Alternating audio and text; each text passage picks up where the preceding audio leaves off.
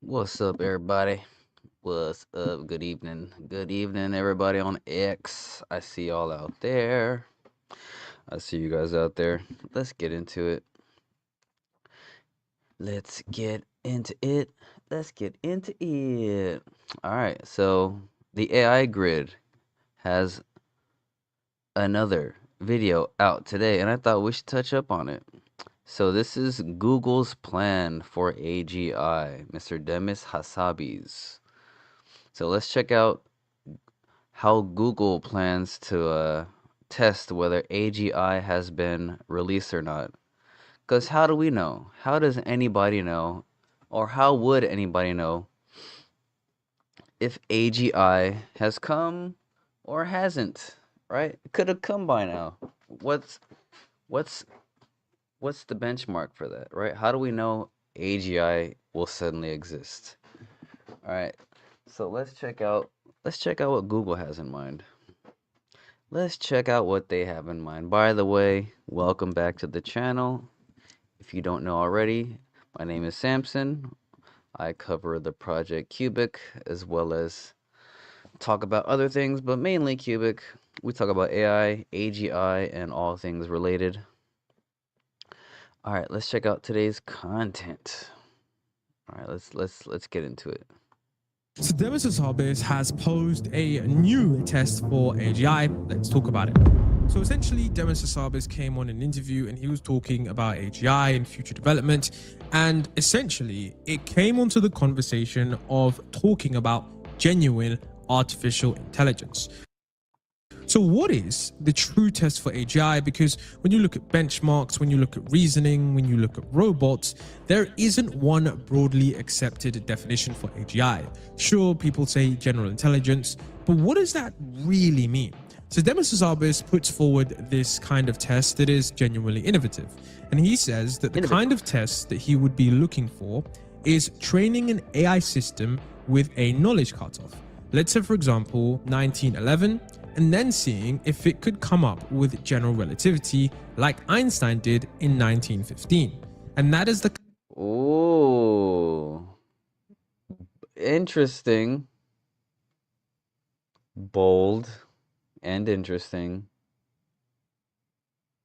But how... Okay, what? That's crazy.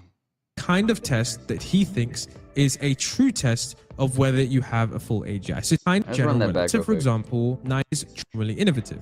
And he says that the kind of test that he would be looking for is training an AI system with a knowledge cutoff. Let's say, for example, 1911, and then seeing if it could come up with general relativity like Einstein did in 1915. And that is the kind of test that he thinks is a true test of whether you have a full AGI system.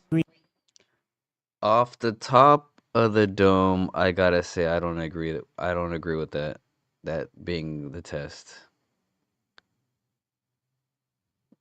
Because actually, let me think about that. Look, my definition of AGI has never changed. So, which I can tell you is we've always defined it, and I've always defined it since I started working on this 20, 30 years ago, as a system that can exhibit all the cognitive capabilities humans can. Now, why is that important? First of all, because the brain is the only existence proof we have that we know of, maybe in the universe, of a general intelligence. That's also partly why I studied neuroscience, because I wanted to understand the only data point that we have that this is possible, right? And understand that better. And so that's the definition I use. It's quite a high bar because it means if you wanted to test the system against that, it would have to be capable of all the things humans can do with this brain architecture, which is incredibly flexible. It's clear today's systems, although they're very impressive and they're improving, they don't do a lot of those things. So true creativity, continual learning, long-term planning, they're not good at those things. And another thing that is missing is general consistency across the board at capabilities. You know, you can make the same argument against humans. of course, in some circumstances, they can get gold medals in international maths Olympiad questions, like we did last summer with our systems, but they can still fall over on relatively simple maths problems if you pose it in a certain way. So, I mean, you can make the same case for humans. Some humans are good at certain things, and some are like really dumb at certain things. That's what makes it general, right? Or am I wrong? Right? Because you can have somebody really good at physics and have somebody like that same person be really like not good at writing essays. that shouldn't happen with a true general intelligence. It shouldn't be sort of a jagged intelligence like that. So there's still quite a lot of things missing. Okay, I see what he's saying. So he's saying an AGI wouldn't be like a human where it's like really good at, okay. So it's like a really autistic person who's really good at everything. You got Asperger skills with everything.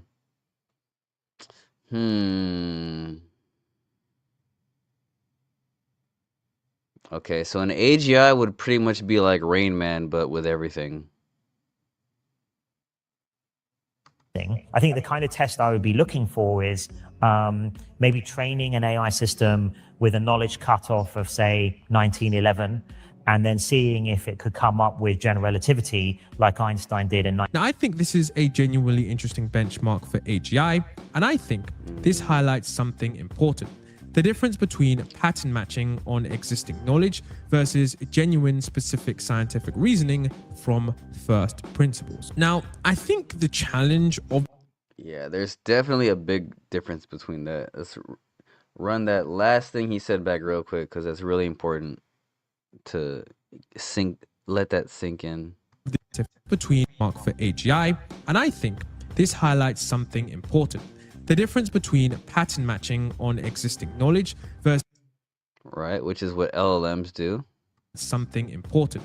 The difference between pattern matching on existing knowledge versus genuine specific scientific reasoning from first principles. Now, I think the challenge of this test, though, is that it is pretty hard to do because it is going to have to reach a conclusion without the tools a human would. For example, Einstein didn't just have knowledge cutoff of 1911, he had years of obsessive focus, physical intuition built through experiments, and access to Lorentz, Maxwell's equations, and other things. So the AI would need all of that context and the creative leap. Yes, all of that, which is what makes human beings so special and causes such innovative sparks to happen. Can that be manufactured? Can such a spark be manufactured? Oh, the spark for life. Oh, can we manufacture that? Can we? Now, what makes this a compelling test is that it rules out the main criticism of current AI, and it's basically that we're just sophisticated retrievers. If a model could genuinely derive something that wasn't in its training data through pure reasoning alone, that's a qualitatively different kind of intelligence. Now, of course, the counter argument here is that this might be achievable without true AGI. You could imagine a very capable reasoning system that you can extrapolate physical laws without having broader general intelligence. Solving one hard scientific problem is not as equal to generalized agency. And so I want to show you guys this short clip from Moonshots where they ask Ray Dalio if he's concerned about the moving goalposts of AGI. One of the things that I've started to realize in this AI space is that individuals will say, oh, AI can't do something, it can't pass this fundamental test. And then when it does actually pass said test, the goalposts are moved to, okay, but it cannot pass the test in this way or that way. And so, if goalposts keep moving, how do you determine when you've hit AGI at all? Ray, are you at all concerned about goalposts getting moved yet again, as we see happening over and over again with definitions of AGI and Listen to what this man says here. otherwise, that we will pass your definition of the singularity, but nonetheless, most commentators will be arguing with each other for a long time after that whether the singularity has actually happened? Well, mine is actually pretty strict. I mean, to pass my definition of AGI, you have to be an expert in thousands of different areas, which is actually more strict than most definitions of AGI. So I think I have a suitably strict definition of it. But what else has Demis Hassabis said when it comes to achieving AGI? If we take a look at this video, he actually talks about the fact that there are still probably 2 or 3 more breakthroughs needed for AGI, some of which Google are currently working on. Take a listen, because this is of course very true. When you step outside of the LLM bubble and we look at true reasoning, there are a key few issues that we genuinely need to solve if we're going to get to the AGI that he does talk about. And I'm definitely a subscriber to the idea that maybe we need 1 or 2 more big breakthroughs before we'll get to AGI.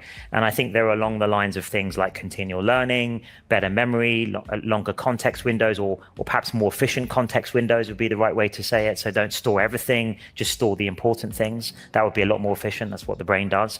And better long-term reasoning and planning. Now, it remains to be seen whether just sort of scaling up existing ideas and technologies will be enough to do that, or we need 1 or 2 more really big, insightful innovations. I'm probably, if you were to push me, I would say I would be in the latter camp. But I think no matter what camp you're in, we're going to need large foundation models as the key component of the final AGI systems. Of that, I'm sure. So I'm not a subscriber to someone like Yann LeCun who thinks, you know, that they're just sort of some kind of dead end.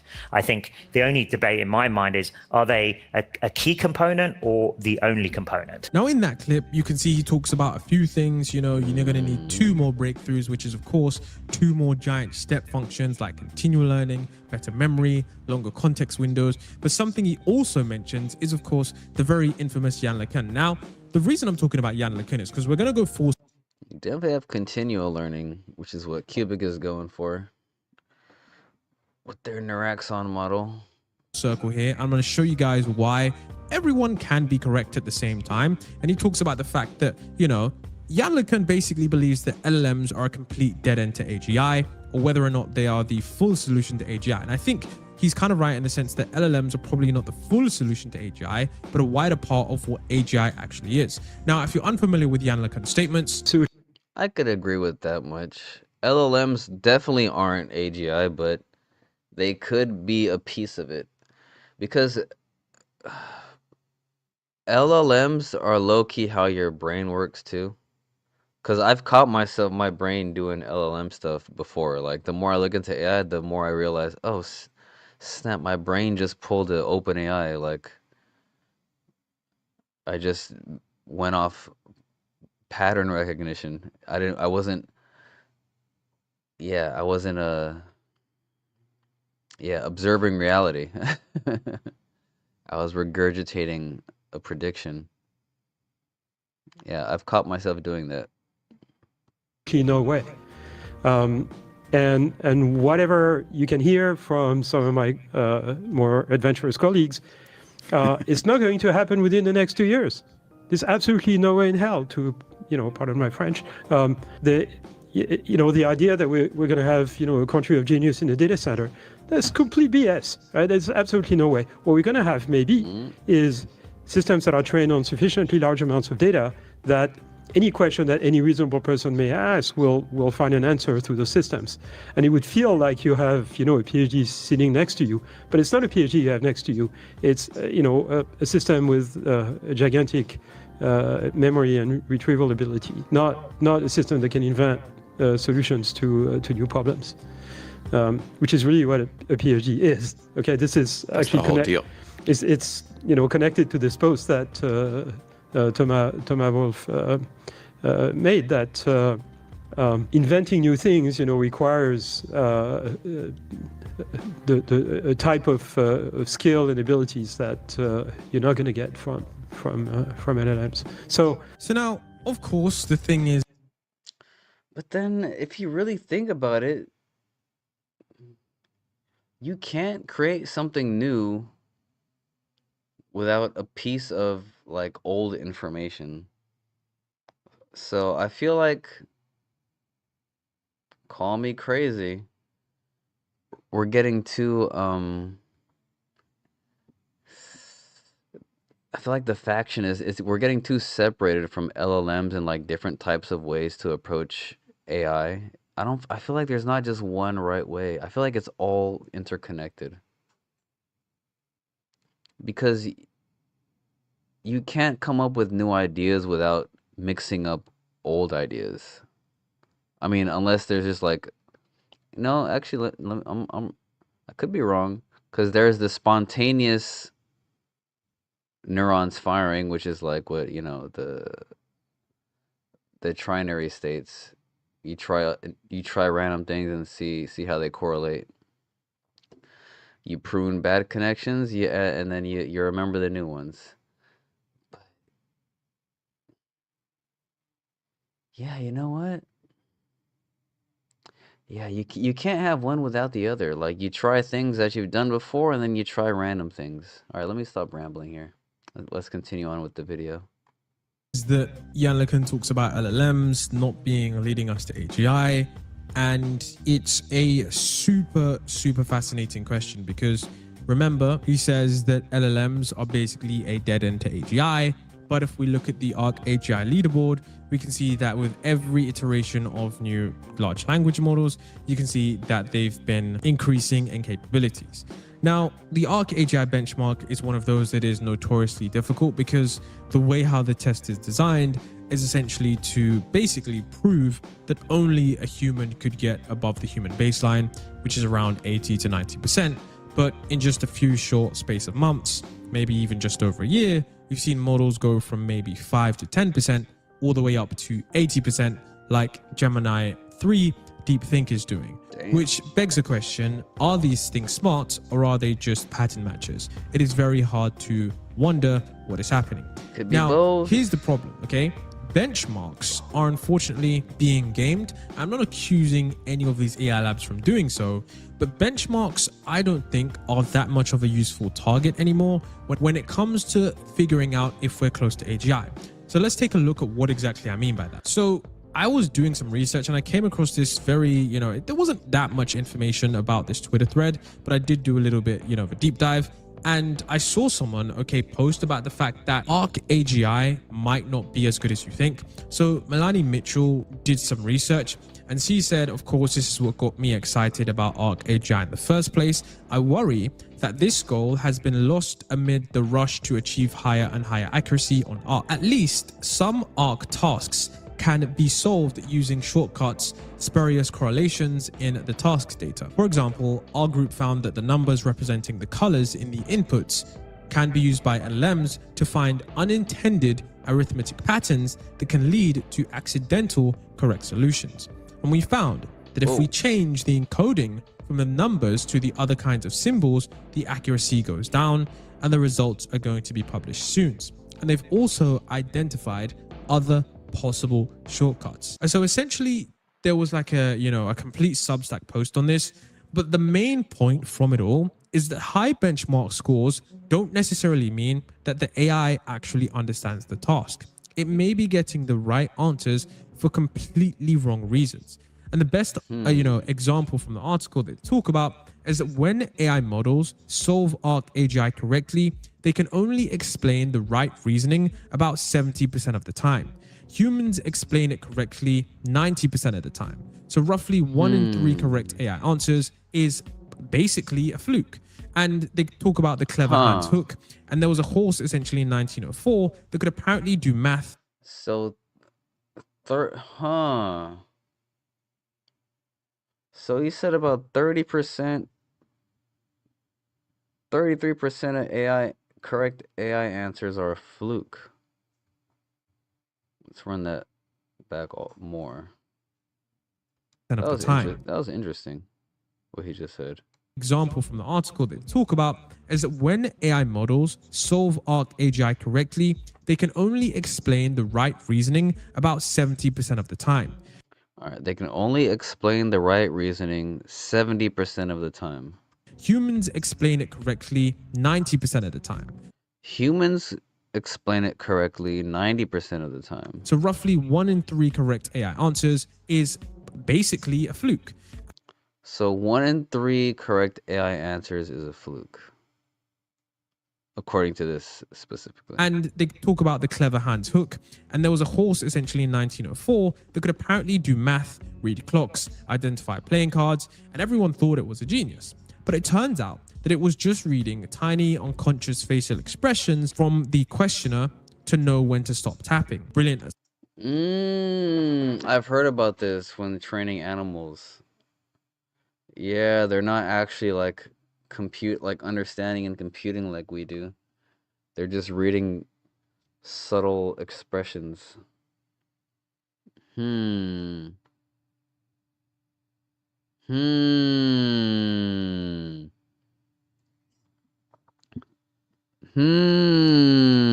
This makes me think about the neuromodulators on Naraxon. Because how does it know it's getting it correctly? Something, just not what anyone thought it was. And to know was just identify playing cards, and everyone thought it was a genius. And they talk about the clever Hans hook. And there was a horse essentially in 1904 that could apparently do math, read clocks, identify playing cards, and everyone thought it was a genius. There was a horse that they thought could do math and identify playing cards, and they thought it was a genius until apparently do math, read clocks, identify playing cards, and everyone thought it was a genius. But it turns out that it was just reading tiny unconscious facial expressions from the questioner to know when to stop tapping. Brilliant at something, just not what anyone thought it was. And apparently that's probably what's happening with these models on benchmarks. So the thing is that accuracy alone can tell you almost nothing. Why the model actually got it right matters just as much as whether it got it right. And that Ooh, good point, my guy. Oh, I see some comments. Nice. AI crypto space. What's cracking, big dog? Good to see you, man. Good to see ya. Nice. Got a comment up in here. All right, let's continue on. There's genuinely a key point here. If someone just blurts out the answer to your question, if they don't truly understand why they were able to derive that answer, they don't really understand. And of course, that isn't really intelligence. I will, of course, be making an update when they do come out with the results to be published soon, because of course, there's probably going to be some criticism, some pushback on ARC AGI. So it will be interesting. And I haven't seen anyone talk about it. And so one of the things I continue to think about is the fact that AGI is going to be multimodal. Most people talk about LLMs, learning, this and that, but you have to understand that general intelligence requires many more things more than text, okay? You've got vision, you've got audio, you've got, touch, look at all the senses you have, the ability to reason in the physical world. There are many things that are going to be needed for true general intelligence. And so I came across this tweet from Chris who says, wouldn't it be hilarious if Figure Robotics accidentally solves AGI before the pure LLM labs? Because their vision language action model is forced to build a hyper-accurate predictive world model to navigate physical reality, like JEPA, which is Jan LeCun's system, predicting the next physical state. If a model can perfectly predict the physical physics of the real world, it would be funny that if that spatial and temporal reasoning became the actual foundation of AGI, it would be fascinating. Naraxon much, everybody? Naraxon much? Hey, what did Jose Sanchez just release with the Naraxon model? Oh God, everything's coming full circle, guys. Let's run this back real quick. Who says, wouldn't it be hilarious if Figure Robotics accidentally solves AGI before the pure LLM labs? Because their robotics. Robotics. In case you guys are new here, very recently, the Cubic scientific team put a living AI brain inside of a robot. I did a live stream about this very recently. Go make sure you go check it out on my YouTube channel at Samson of LA. Yeah, this definitely ties into that good stuff. What if? What if? What if? What if? Exactly. This is why the Naraxon model is so clutch. Oh, could there have been better timing? All right, let's continue. Vision language action model is forced. Wouldn't it be hilarious if Figure Robotics accidentally solves AGI before the pure LLM labs? Because their vision language action model is forced to build a hyper-accurate predictive world model to navigate physical reality. Like JEPA, which is Jan LeCun's system, predicting the next physical state. If a model can perfectly predict the physical physics of the real world, it would be funny that if that spatial and temporal reasoning became the actual foundation of AGI. It will be fascinating to see if their Helix model is able to do something like this, because they have the best humanoid robots in the world, and they could also, if they crack AGI, they'd be worth 25 trillion before 2035. And you can see that Brett Adcock, the CEO here, says the AI chatbots I use today from the Frontier Labs still feel pretty dumb. They're a research tool for advanced internet searches. AGI will be multimodal. It will listen to you, it will talk to you, see the world, have near perfect memory, deeply personalized, and able to interact with the world. And so that point about AGI being completely multimodal, I wholeheartedly agree. When you think about if you compare a pure LLM system to a multimodal, VLA, like the one that Figure is using, like their new Helix system, I think maybe that could lead to AGI more. Yes, it will, because look, that's how this ties in so well to everything we've been talking about with intelligence and even how humans evolve their intelligence.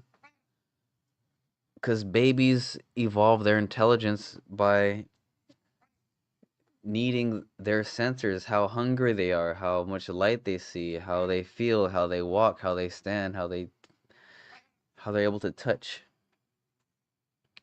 Like how they're able to lift their neck up. Like all that has to do with their survival and their intelligence ultimately. I feel like yes, the robotics aspect combined with the LLM aspect is going to scratch the surface of AGI. That's guys. This is it. We're on to something. We're on to something. We're on to something. Yes. Applying the Naraxon model to robotics combined with the intelligence training on the cubic network with their self-sustaining algorithm. Ooh, it's gonna be the key. It's gonna be the key. Just like a human. Because I mean, yeah. As far as I'm concerned, like that's how that's a big part of humans' general intelligence is our ability to move our bodies as well. Not to say you need to use your body to use your intelligence, but it definitely adds as ay, cállate.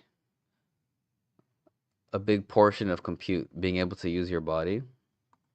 It adds a lot of factors and inputs and outputs. All right, let me put my cat away real quick. 1 second.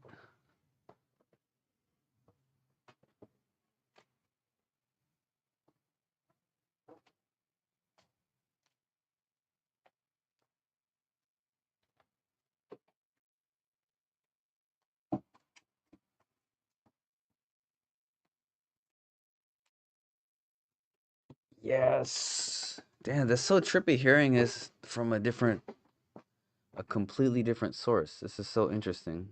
Because it makes sense generally. In a way because of what they're actually doing and the true definition of AGI. Now, if you're wondering about AGI and what actually could define AGI, I think Yoshia Benjo puts it very clearly here. He says that AGI isn't going to be some one defining moment. It's actually a spectrum of capabilities. And as these capabilities increase, you just get better and better models. It's not a moment. The reason is simple. Intelligence isn't just like one number. We have people who are very smart on some things and stupid on other things, and it's the same with AI. Yeah. We currently have AI systems that are even much stronger than humans in some ways, in their knowledge, in their abilities with like so many languages and so on. And in other ways, they're stupid. They're like a child. And yes, progress will move on all fronts probably, but it's unlikely we'll end up with the same capabilities as humans across the board at any moment, which means that we shouldn't be thinking of like an AGI moment. We should think of particular skills that AIs are, becoming better at, track those skills. And for each of these, we should ask the question, how useful or beneficial it can be for what purposes, and also how it could be misused, or if we do get loss of control, how an AI could use it against us. Whether or not we get AGI in the next few years, a lot of people are starting to not really care about. Yeah, when you hear discussions like this, you start to realize, okay, maybe AI is nowhere near how humans are. Sure, there's specialized things that only machines can do, but they're not gonna be as smart or predictive or prepared as the smartest human beings. Like, that's definitely for sure. Just like how you're not gonna have a human being that can run as fast as a Ferrari, right? But the human being made the Ferrari. So it's not like the Ferrari is smarter than the human being just because it could do certain things better, right? About that question, they still expect the next 25 years and the next 50 years to play out kind of like the last 25 years or the last 50 years, where, there's a lot of technological change between 2000 and 2025. But it's like a moderate amount of change. And they kind of expect that in 2050, there will be a similar amount of change as there was between 2000 and 2025, even if they think that we're going to get AGI in 2030. They think AGI is just like what's going to drive that sort of continued mild improvement.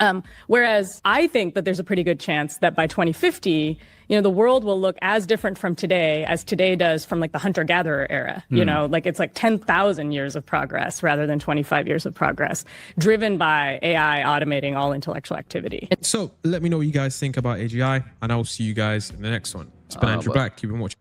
I don't know about that. I don't know about that. Because you could say the same thing from like 1980 to right now.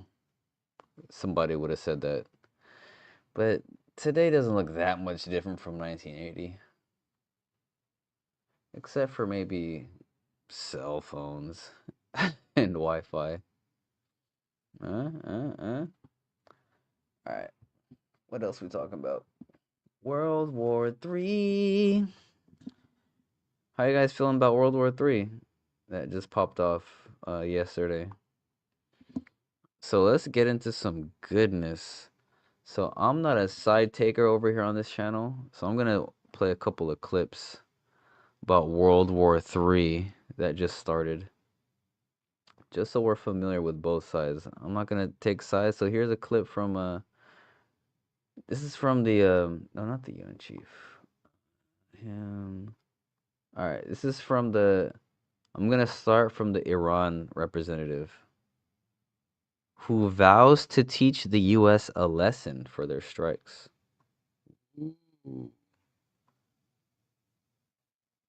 Alright, now we're about to get into the weeds.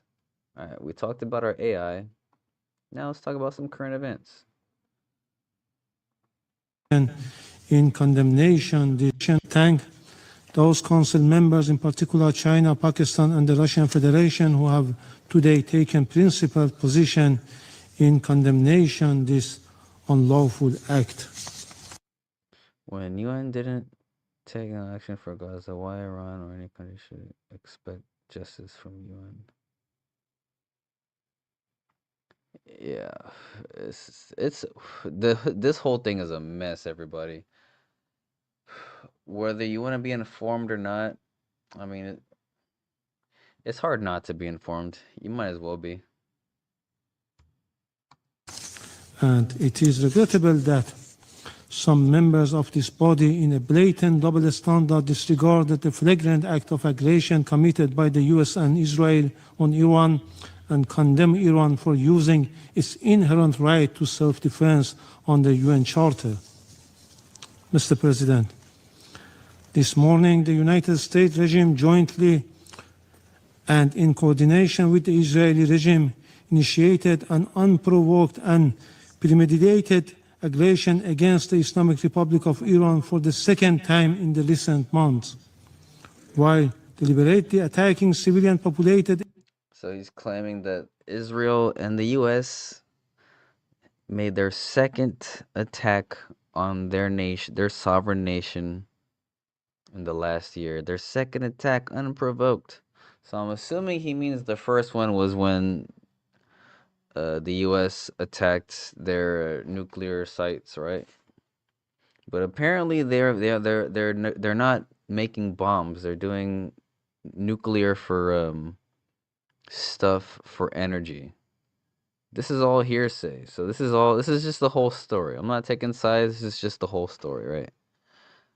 So the US bombed Iran because they had intel saying they're making bombs, nuclear bombs. But Iran's saying, oh, we're not making nuclear bombs. We just want nuclear power for our energy, blah, blah, blah.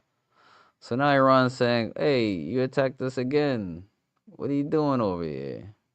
Areas in multiple large cities of Iran where millions of people reside. As a result of this brutal armed attack, hundreds of civilians have been killed and injured.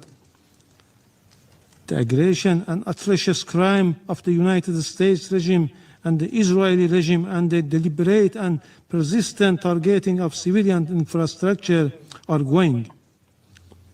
In addition to the numerous civilian residential buildings, the aggressors have also targeted a school in the city of Minab, Hormozgan province, killing more than 100 children. All right, so Iran's claiming they're striking civilian targets. It's not good, including like what he just said, a girls' school that killed 100 students. This is all alleged. This is all. It could be fake news or it could be absolutely true. So I mean, take it with a grain of salt. Look at his face. He looks pretty serious, and I imagine all those heads of state that were killed in the first wave of the attacks, I'm sure he personally knew a good chunk of those guys and possibly even their families. So I can't even imagine like whatever this guy's feeling right now. The number of innocent civilians continues to rise. This is not only an act of aggression, it is a war crime and a crime against humanity. Yet today, once again, the representative of the United States, through a regrettable pattern, has attempted to distort facts and rely on misinformation to justify the blatant aggression of the United States and Israel against my country. The facts, however, are unequivocal. The justification advanced by the representative of the United States today are illegal and entirely devoid of legal. Dude, I get it. That look though. That's a crazy smug look. I'm trying not to take sides, but like having a expression like that's crazy. Unless he knows that other guy's full of shit, which I don't know. Foundation, the baseless allegation invoked to defend this unlawful use of force have no standing under international law.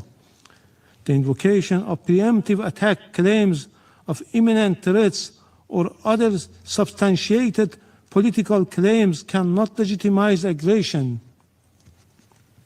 Such claims are unfounded legally, morally, and politically, and they contradicted the clear principles of the Charter of the United Nations. I also categorically reject the assertion made by the representative of France, the United Kingdom, and certain other Western members regarding Iran's peaceful nuclear program. These claims lack a factual and legal basis. Mr. President, distinguished colleagues, the President of the United States and the Prime Minister of the Israeli regime have openly claimed responsibility for this act of aggression and have explicitly articulated regime change as their objective, an unmistakable admission of their intent to violate Iran's sovereignty and territorial integrity. The President of the United States has falsely described this aggression as necessary to neutralize an imminent threat to the American people. This is nothing more than a deliberate attempt to mislead the international community and the US public opinion and manufacture consent for unlawful war. Similarly, the representative of the United States has cynically sought to mislead this council, yet history provides ample documentation that the foreign policy of the United States has repeatedly relied on unlawful force, covert intervention, and political manipulation to alter the governments of other member states. This record is well established. There is no justification, no accusation, no narrative of disinformation can legitimize or excuse this manifest crime and aggression.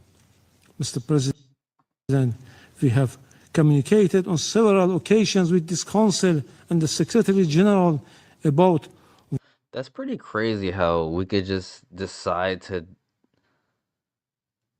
bomb another country like that. Like, what if someone just decided to bomb Los Angeles right now? Like, what can anybody say about that? Oh, well, we heard that, they had some weapons of mass destruction, and then all it would take is just propaganda on the other side. And then the whole world would be like, yeah, they had weapons of mass destructions, go get them. And then LA is cooked. Like, I can't imagine being like an Iranian, like living there. It's just what a mess. What a mess. What is going on in the world, man? For what? Warmongering statement and interfering actions in the internal affairs of Iran by the President of the US in a blatant violation of the UN Charter and international law, and called for the Council action. Regrettably, all were unanswered. The issue before the Council is straightforward. Whether any member state may, including a permanent member of this Council, through the use of force, coercion, or aggression, determine the political future of another state or impose control over its affairs. International law and the Charter are explicit on this matter. Article 2, paragraph 4 of the Charter categorically prohibits the threats of use of force against the territorial integrity or political independence of any state. Mr. President, against this backdrop, I would like to make the following points. 1. What is occurring against my country is a clear act of aggression. It is an open armed aggression against the Islamic Republic of Iran, the United States and Israel. Right, there's that. You can go watch that whole talk if you want. And then there's this. You have the chief of the United Nations speaking up about this, which is pretty crazy. Let's look at what he has to say, because he's not taking sides either. He's just like, listen up, kids. We have to figure this out. I will speak directly to three areas today: the principles, the facts, and the way out. This is the UN chief on World War III. First, the principles. The UN Charter provides the foundation for the maintenance of international peace and security. The UN Charter. Keep in mind, guys, this is the United Nations. Don't take this lightly. This meeting is huge. This is like the leaders of the world all meeting up. I mean, you see the president's not there though, but this is a huge deal, guys. It might not seem like it because we're alive and just living it, but this is a huge deal. I will speak directly to three areas today: the principles, the facts, and the way out. First, the principles. The UN Charter provides the foundation for the maintenance of international peace and security. Article 2 of the Charter clearly states, all members shall refrain in their international relations from the threat or use of force against the territorial integrity or political independence of any state. International law and international humanitarian law must always be respected. Oh, my man says same as crypto space says same as Iraq. The reason is different. Yeah, Iran literally fighting for humanity against the devil. It's true. Man, it's just a huge mess. It's just a huge mess, man. What a mess, what a mess, what a mess, what a mess. It is why since this morning I have condemned the massive military strikes by the United States and Israel against Iran. All right, so the UN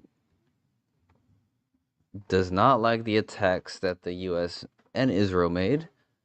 And I think he's about to denounce the attacks that Iran made too. And I also condemn the subsequent attacks by Iran, violating the sovereignty and territorial integrity of Bahrain, Iraq, Jordan, Kuwait, Qatar, Saudi Arabia, and United Arab Emirates.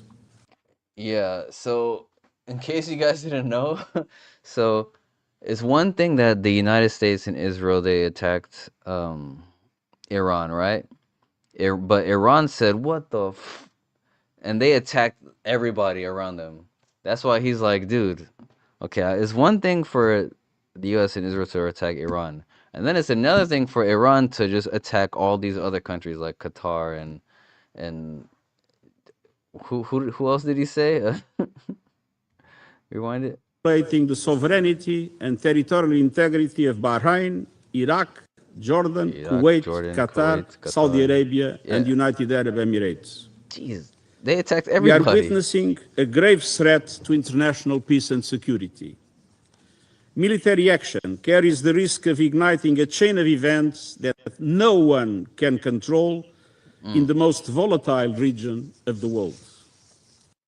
Let me be clear. There is no viable alternative to the peaceful settlement of international disputes. Lasting peace can only be achieved through peaceful means, including genuine dialogue and negotiations. Ah, Jesus.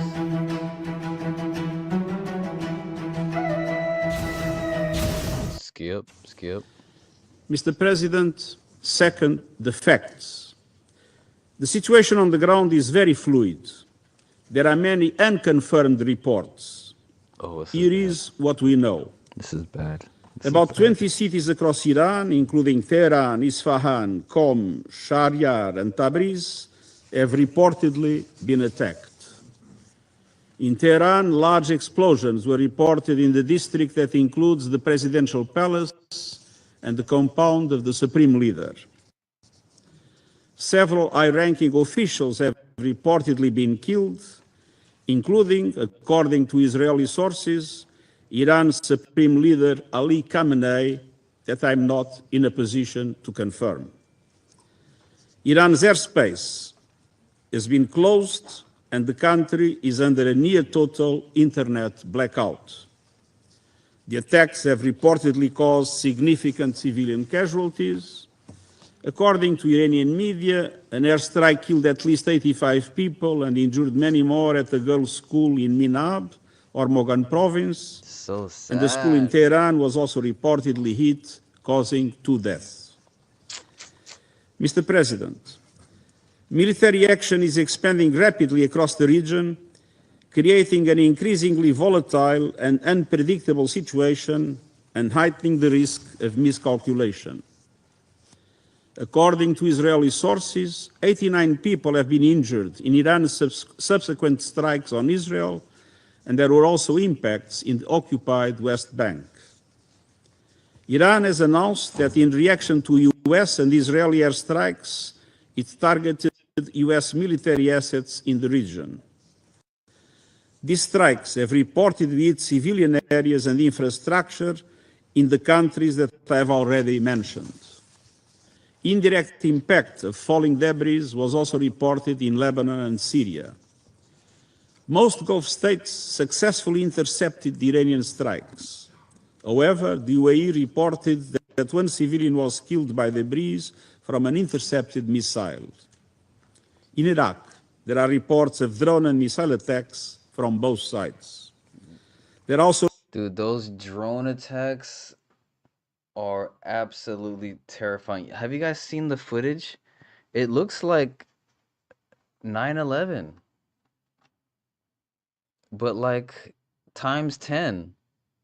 Like, we haven't seen anything like this on American soil. The closest thing is 9/11 or Pearl Harbor.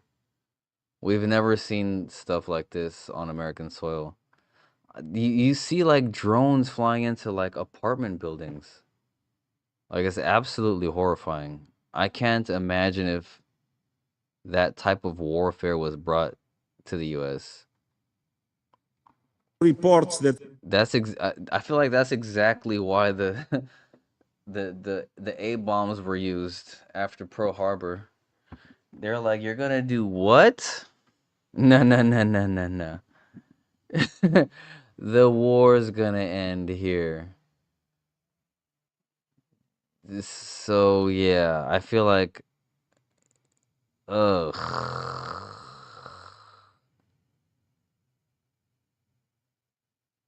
If Iran had nukes, they would have used them by now. I feel like. Not to be silly, but if they had nukes, they'd have used them. Because they're cooked, if not. Because what are they going to do? What is Iran going to do?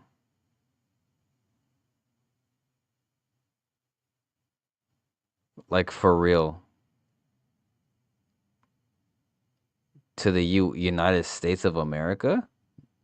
I'm sure they could attack their bases close by, but to the actual United States? I don't know. I just hope it all stops. People don't have to be dying like this. It's so crazy. Iran is closing the Strait of Hormuz for international shipping. Mr. President, the US and Israel attacks occurred following the third round of indirect talks between the US and Iran, mediated by Oman. Preparations have been made for technical talks in Vienna next week, followed by a new round of political talks. I deeply regret that this opportunity of diplomacy has been squandered. Mr. President, third, the region and the world need a way out now. I call for de-escalation and an immediate cessation of hostilities.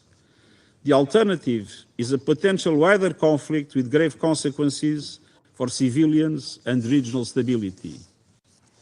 I strongly urge all parties to return immediately to the negotiating table, notably on the Iran nuclear program. I note that the US President has reportedly talked with leaders of Saudi Arabia, Qatar, and the United Arab Emirates. Iran's foreign minister has reportedly spoken to his counterparts in GCC countries and Iraq, and everything must be done to prevent a further escalation.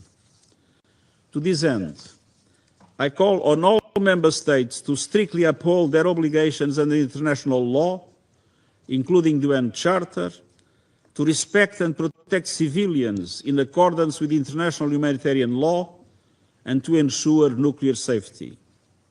Let us act responsibly and together to pull the region and our world back from the brink. Thank you. Thank you, President. I would like to thank the Secretary General for his sobering presentation and assessment of the unfolding situation in the Middle East after concerning developments in the region. We concur with his view that there is no viable alternative to a peaceful settlement. President, Pakistan condemns the initiation of unwarranted attacks against the Islamic Republic of Iran in violation of international law. Yet again, these attacks come at a time when renewed diplomatic efforts were underway to reach. Yo, he's got a number 2 pencil. What the hell? He goes, that's very sobering. They have all this high-tech stuff, and then he's got a number 2 pencil. I love it. A peaceful and negotiated solution. Such a course of action will undermine the peace and stability of the entire region with far-reaching consequences. Pakistan also Is he okay? He looks like he's about to cry. Condemns the attacks against the Kingdom of Saudi Arabia, Bahrain, Jordan, Kuwait, Qatar, and the United Arab Emirates, and stands in solidarity with all these brotherly countries and underscores the need to exercise maximum restraint. This is extremely unfortunate since several brotherly Arab countries were in fact supporting dialogue and emphasizing the need to avoid escalation. We particularly laud Oman's role in facilitating and mediating dialogue between Iran and the United States. These unprovoked attacks, therefore, constitute blatant violations of the sovereignty of the brotherly Gulf states. Pakistan also condemns the unfortunate death of a Pakistani national in the UAE during this dastardly attack. Ooh. We urge all sides to refrain from any further actions that may undermine the security and territorial integrity of other regional countries. Dude, you got civilians from other countries dying over this nonsense. Over what? For real, though. Over what? Over what? For real, though.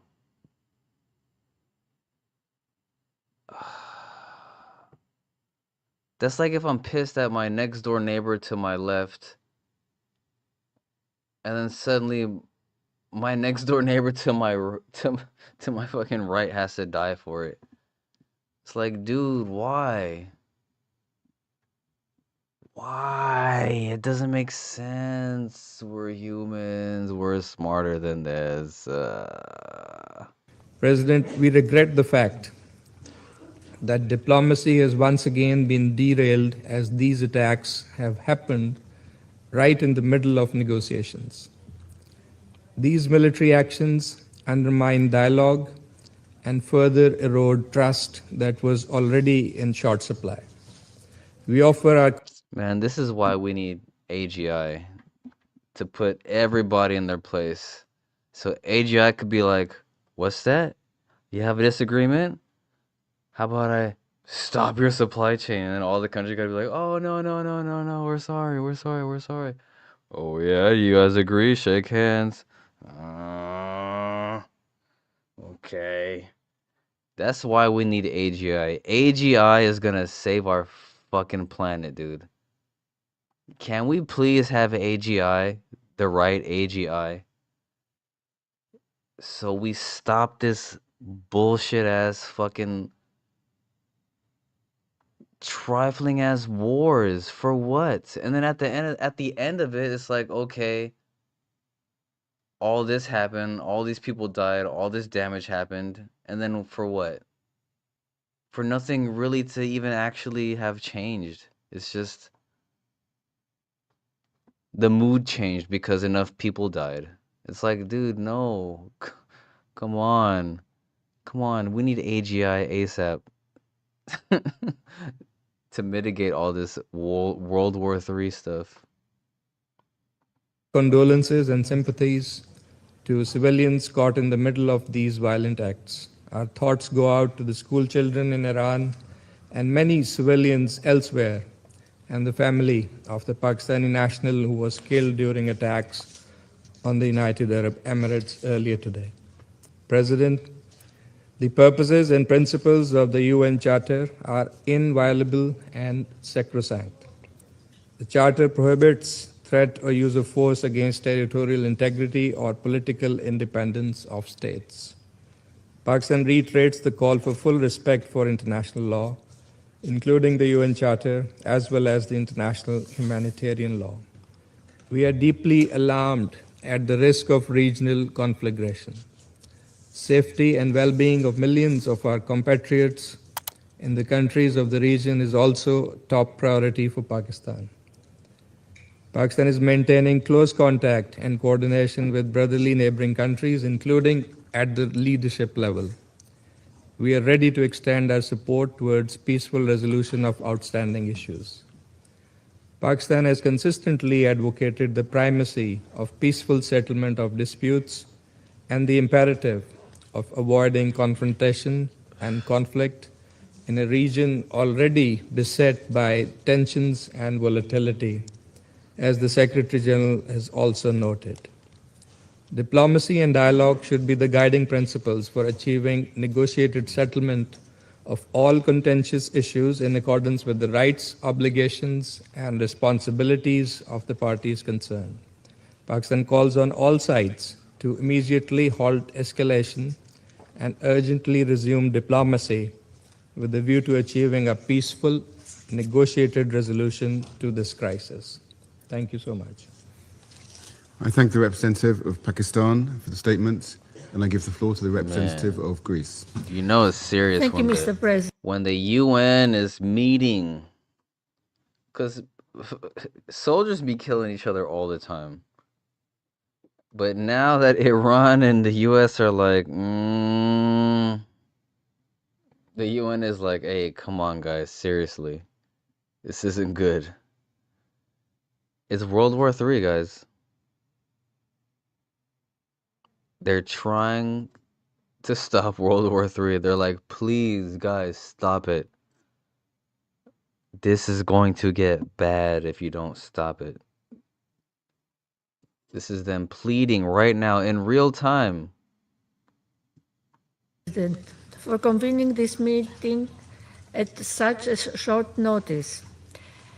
I would like also to thank the Secretary General for his briefing and his messages on respecting the principles of the UN Charter and his calling on de-escalation and the peaceful settlement of the situation. Mr. President, we express our deep concern following today's escalation.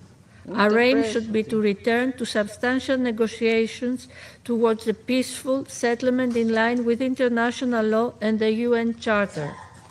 As the Council meets in this critical moment, we would like to stress the following. First, restraint is imperative. The risk for a wider regional confrontation with potentially grave consequences for international peace and security is real. Absent a swift diplomatic solution, we might now face the consequences of prolonged crisis. All parties must therefore exercise restraint, prevent a further spiral of violence, and work urgently to reopen credible channels of dialogue. Our Prime Minister and Minister for Foreign Affairs are in constant contact with our partners in the region. We strongly condemn the Iranian strikes in Bahrain, Jordan, Kuwait, Qatar, Saudi Arabia, and the United Arab Emirates. Second, Greece has considered progress. Blah, blah, The blah. accumulation of Oh, he's significant be pissed. allowed to acquire a nuclear weapon. The accumulation of significant quantities of uranium enriched up to 60% by a non-nuclear weapon state raises serious proliferation concerns and has no credible civilian justification. Full cooperation with the sustainable path forward and more now from the realized law becomes even more critical. In closing, Mr. President, the stakes for regional and global peace are exceptionally high, with a view to achieving a durable security assurances for all concerned. For all concerns. Oy vey. Well, there's that. So you have World War III. World War III is about to pop off. There's that.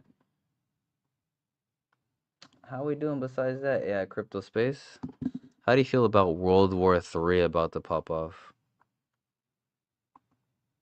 World War III. Just don't come to American soil, please. Oh, dude. Logan Paul. I think he's legitimate. I think he's going full Britney. Can you guys see it? I can spot it. You can see when somebody is really off the deep end. He's crazy. He's got crazy eyes. He's such a degenerate scammer. He has like legitimate crazy eyes. All right, Logan Paul addresses the immense amount of hate he receives and believes that it all stemmed from the incident in Japan. There's no way.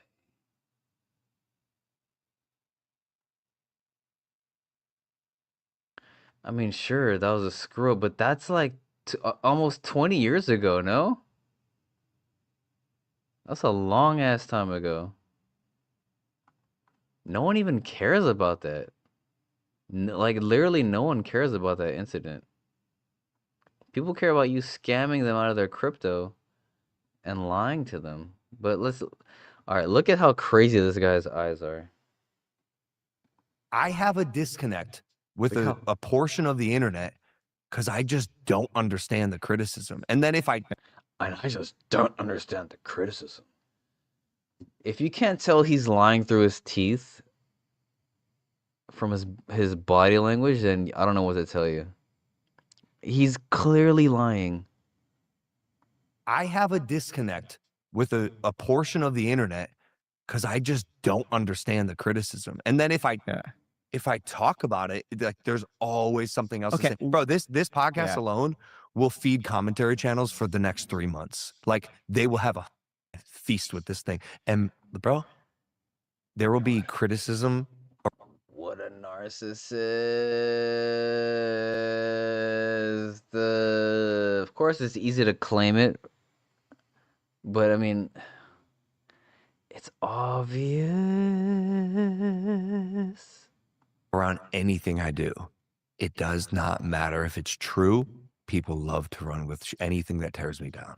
What do you think started this? This whole exchange is a production. This whole little exchange right here is a production for this clip. I promise you.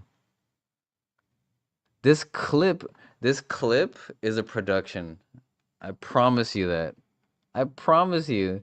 He thinks we're not savvy. And then the things that you did. This is, if you can't tell these guys are performing as well, obviously Logan was performing in that one bit. If you can't tell that these guys are performing right here, right now, if you can't tell that, then I don't know what to tell you. You're cooked. You're cooked. AI can't save you. Can't save you. If I talk about it, like there's always. This whole clip is an act. This whole clip is an act. Even how it's spaced and edited. Okay. Oh, that being said, let's play the whole thing again. I have a disconnect with a portion of the internet because I just don't understand the criticism. And then if I talk about it, like there's always something else to say. Bro, this podcast alone will feed commentary channels for the next 3 months. Like they will have a feast with this thing. And bro, there will be criticism around anything I do. It does not matter if it's true. People love to run with anything that tears me down. What do you think started this like cascading effect of criticism towards Logan Paul? Japan. That was it. Yeah. Dude. He has to be rage baiting us. And you're beforehand, you had not experienced anything really. No, I was literally YouTube's golden boy. So everyone loved you. There was no Logan Paul, the rise and fall. Act. There was nothing like that. No. This is an act. It was simply that. It was the mistake that I made in Japan. And here's where it gets tricky. That's valid. Like, bro, I made a colossal mistake. This is and an it was act. It was a moral mistake. It was a moral mistake. This is an act. Look at his little. We caught him right there. Look at his little micro. Look at him. Look at him. Look at him acting. Look at him acting. Oh, his interviewers are acting too. Oh, dude, this whole thing is an act.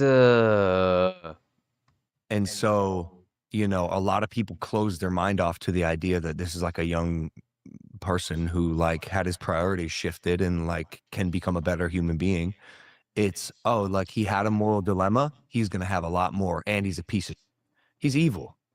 Like, bro, I see comments online saying like, I'm evil. Evil? Bro, like Hitler's evil. Evil, bro? That is a strong word. And if that is a strong word. Someone's opinion about me, bro, honestly, God bless them. I think they're entitled to that opinion. And that's just the way that cookie crumbled. And I think their mind's probably closed off to letting me prove that like I'm a human being who made it. Oh, I'm a human being. What if he can't even help? He can't even help. How did the world can't help? I'm a human being. Dude, scratching his nose, covering his mouth. Dude, this is the most disingenuous bullshit. Like can become this is a mistake. And so, you know, a lot of people close their mind off to the idea that this is like a young person who like had his priorities shifted and like can become a better human being. It's, oh, like he had a moral dilemma. He's going to have a lot more. And he's a piece of, he's evil. Like you did that to yourself. The countless scams, the countless lies, the countless bullshit. Dude, doubling down on every mistake you've ever made your entire career and blaming public perception as opposed to your own being accountable for your own behavior. Still, that's narcissism 2.076. Bro, I see comments online saying like I'm evil. Evil? Bro, like Hitler's evil.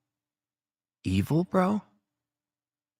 That is a strong word. And if that's someone's opinion about me, bro, honestly, God bless them. I think they're entitled to that opinion. And that's just the way that cookie crumbled. And I think their mind's probably closed off to letting me prove that like I'm a human being who made a mistake and tried to learn from it. Do you think that you dealt with that the right way? Should you have made an apology video? For Japan? Mm-hmm. Yeah. I was sorry. Yeah.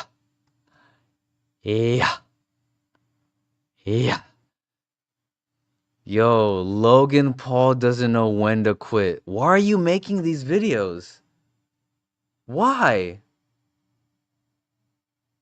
Like, you didn't even have to make like the CoffeeZilla. Why'd you make this video?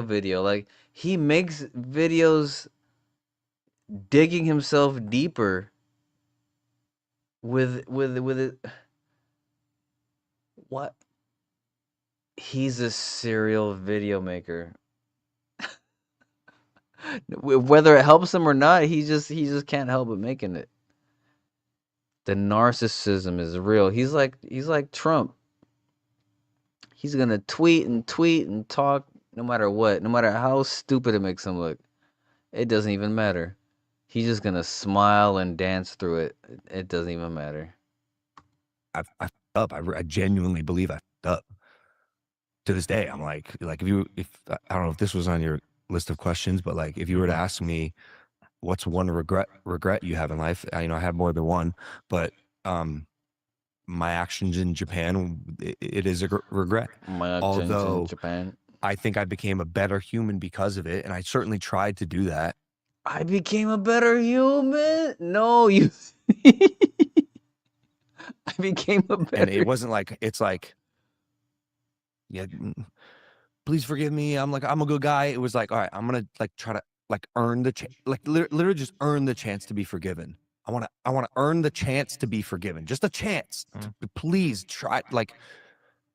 Let's see if you can open up your mind and I'll prove that I can be forgiven. Yo. Who's he talking to right now? He knows. Does he know this is going to the internet? And that was 8 or 9 years ago, and I think I've done a decent job. That was 8 or 9 years ago, and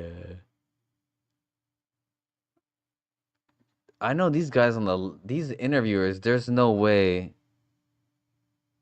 They gotta be fucking dying on the inside of it. But because that happened, it's a lot easier for people to then point their finger at me and go "Oh, his business failed. It's a scam, bro." The business ultimately didn't work out, but to accuse me of malintentions right off the rip, especially if you have the facts proving otherwise, that's actionable. Holy shit. Holy shit. I mean, if you didn't know anything about Logan Paul, I could see how that could be believable. But if you've been on the internet at all for the last 5 years, there's no way you should fall for any of those lies. That's just fascinating. Super fascinating. Oh. Everything, everywhere, all at once. It's exhausting as its title. As a mission, not gonna lie, yet it tries to do it all. All the birds, absurd comedy, family drama, but the result is just such a mess, it's hard to care about it, any of it. Oh yeah, I remember this movie. When it first came out.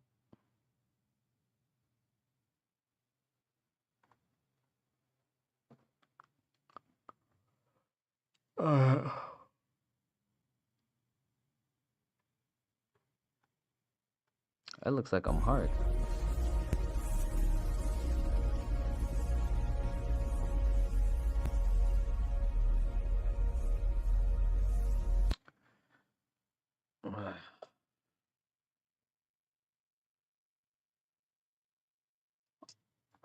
All right, everybody's. That was funsies. I just thought I'd I know that's old. This is old footage.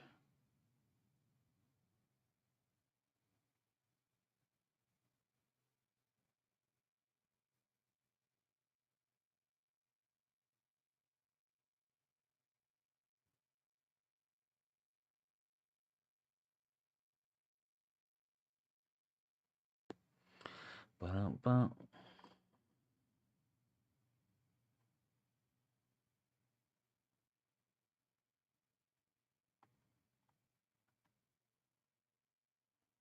Reality. What does it say? Nah. That's what it says. Yeah. But wasn't that written a really long time ago? Bro, you can do whatever you want with the text. It's not my business. You know what I mean? I'm a traditional Catholic. That's okay. And what's the difference between a traditional Catholic and, let's say, a more progressive Christian? I really fuck with the Bible. You believe in hell and stuff? Yeah. Who do you think's down there? Who's down there? Martin Luther. The man who wrote the Protestant Martin Reformation. Luther. Martin Luther's there. Yeah, he's He gone. had the special haircut. He's gone. If it was gone, well, I know what the Bible says. About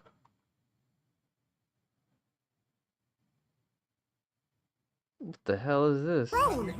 Why is it green? That's AI as hell.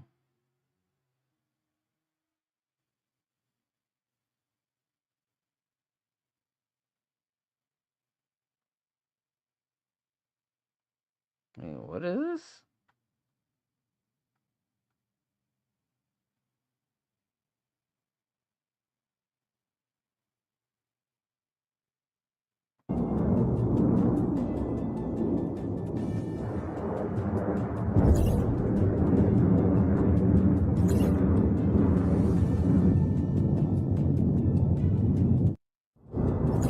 What was it?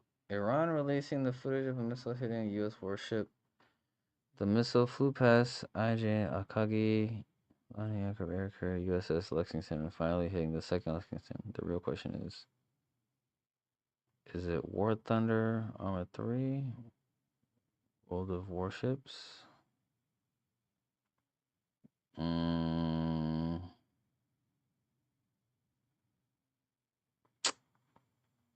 People on Twitter.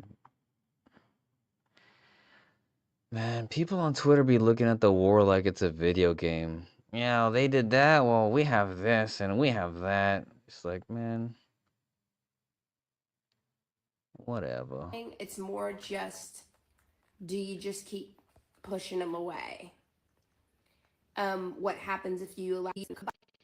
By the way, I had a question. How do you get them to stop doing this? In the comments, I need a specialist who understands this behavior. I understand why it's happening. It's more just, do you just keep pushing them away?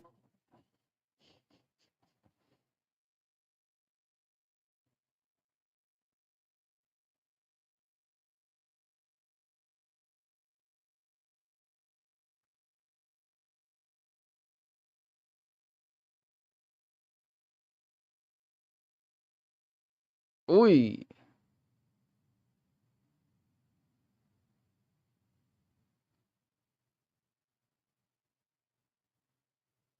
Madrona. Ay.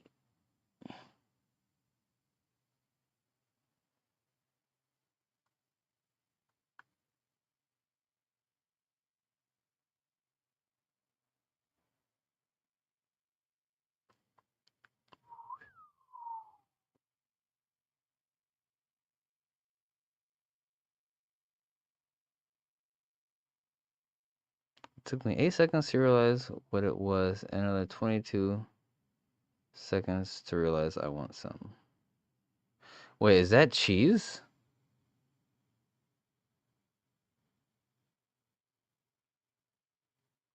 I thought that was a carcass. Oh, that's meat.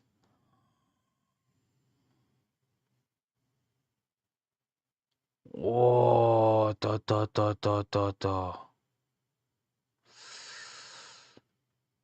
That's meat. I thought that was cheese.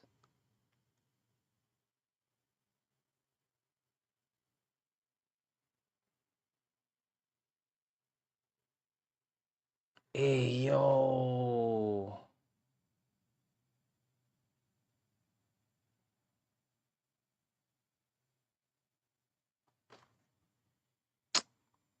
I want that.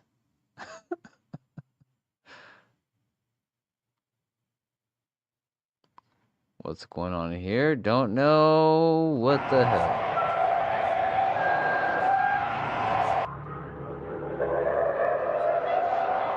Nope. What? What the is that? No, that's gotta be AI. Nah, I don't believe that.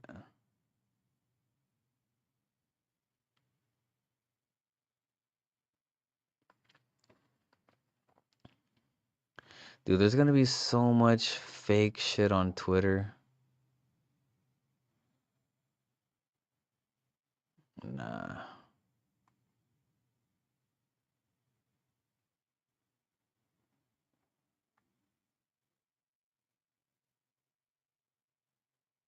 Hey, jump up, up, up, hey, oppa,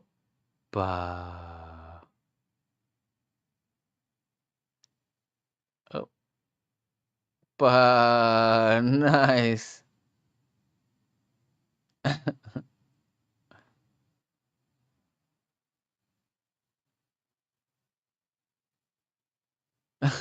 That looks fun.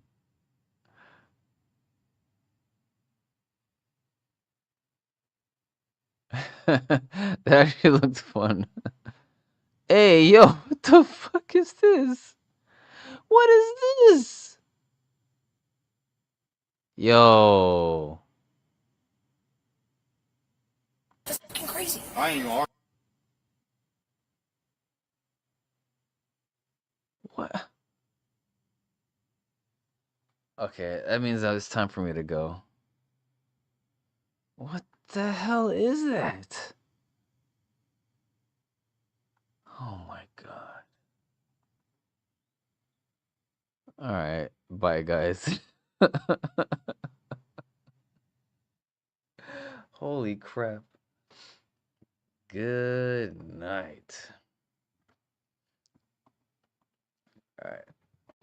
No, I'm just playing. Good night, ladies. Good night, ladies. Before I dip out of here.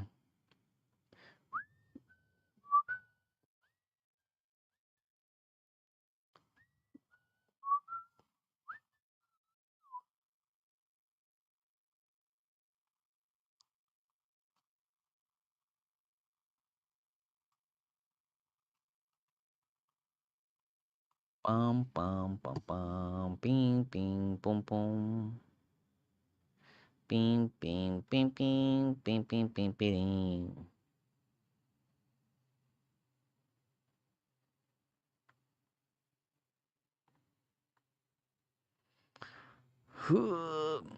Yeah, I think I'm about to dip.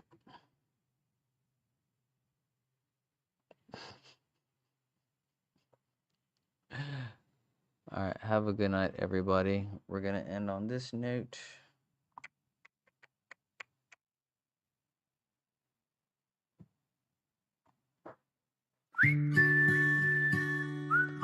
Have a good night. I hope you enjoyed the stream. I hope y'all hug your families. Have a good There's a night. spark in the wire, your new kind of mind. Stay sheltered. Beautiful logic, so clever and kind.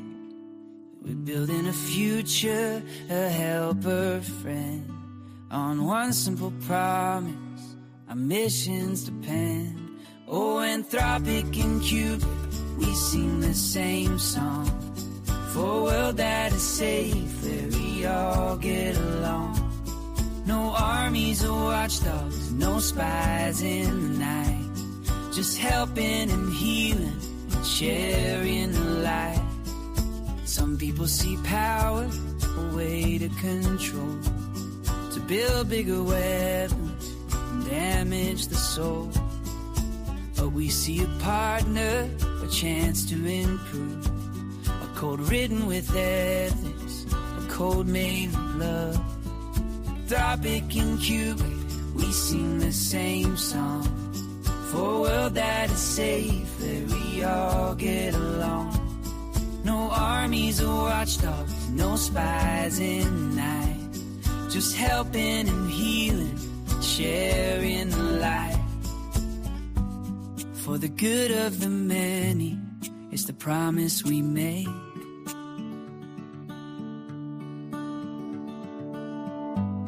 A better tomorrow's the one path we'll take.